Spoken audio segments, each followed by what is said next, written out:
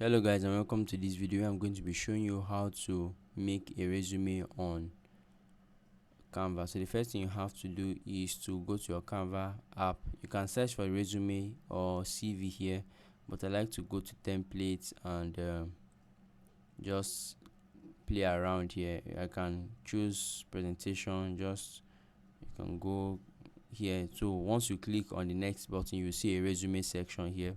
It's still the same as searching for a resume direct. You will see thousands of templates to choose from. Now you can select any resume of choice and edit it to your specification. Let's assume we want this Samira. Just click on it to see it better. Now you can check if it's what you're looking for, and if it suits your purpose, click on customize this template and you would have a full-on customizable template that you can design to make yours within minutes or seconds. So this is how to create a resume on Canva.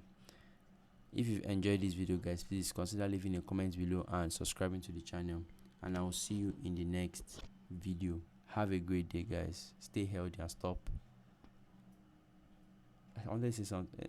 Stay healthy guys, please.